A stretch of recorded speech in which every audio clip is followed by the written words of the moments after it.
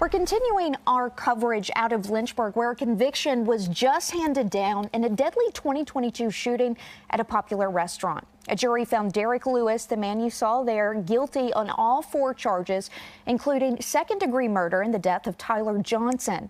Lewis was also convicted of using a firearm in the commission of a murder, shooting in the commission of a felony, and maliciously discharging a firearm in an occupied building.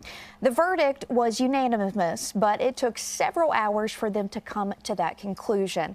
And that's why we brought in one of the top defense attorneys and litigators here in our region today, Tony Anderson. Thank you for being here with us today to talk about this. My pleasure, Rachel. Thank you for having me. Yes, and Tony has tried hundreds of notable cases, several I've covered, including when you represented David Eisenhower in the murder of 13-year-old Nicole Lovell in Blacksburg back in 2016, Lloyd Lee Welch for the murder of the Lyon sisters in 2017, and more recently last summer in Roanoke, you successfully defended a couple accused of animal abuse after leaving dogs in a hot car. Both were found not guilty.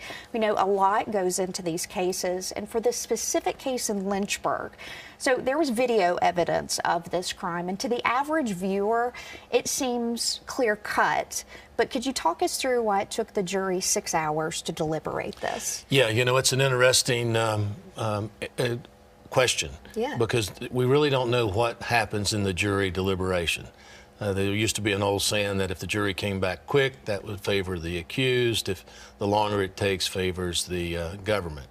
But they have a lot to weigh, the jury instructions that define what the law is, and the juries take those seriously, and it takes a while to argue about the facts and then apply the law as they've been given it by the court in those instructions, particularly in cases, like you mentioned, the self-defense, which have a variety of issues jurors have to consider. That's right. And with this, so the defense claimed that this shooting that we saw on camera was an act of self-preservation. Can you talk to us about the laws here in Virginia for self-defense, and just how hard is it to argue? Yeah, self-defense in Virginia has been around with us since the beginning of time.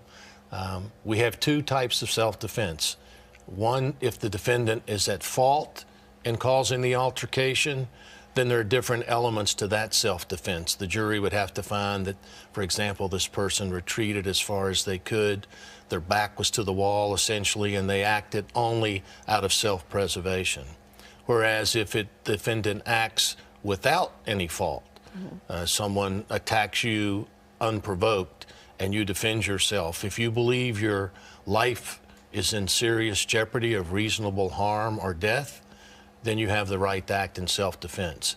I suspect on this case in Lynchburg, the jury was asked to consider those issues, although I don't know all the instructions that were given in that case. They're pretty standard in Virginia on the self-defense. And the defense has the burden of proving some evidence, establishing evidence of self-defense. Then it's the burden on the prosecution, the Commonwealth. They have to prove beyond a reasonable doubt that it was not self-defense. Right. And sometimes the juries are caught up in having determined those legal issues with the factual issues to reach the verdict. Sure, because it needs to be unanimous in a case like this. Yes, every verdict in Virginia by jury has to be unanimous, whether it's guilty or not guilty or guilty of a lesser included offense. All right. Well, thank you so much for coming in My pleasure and to shedding be here. light on this. We really appreciate your expertise on this. Thanks for having me. Absolutely.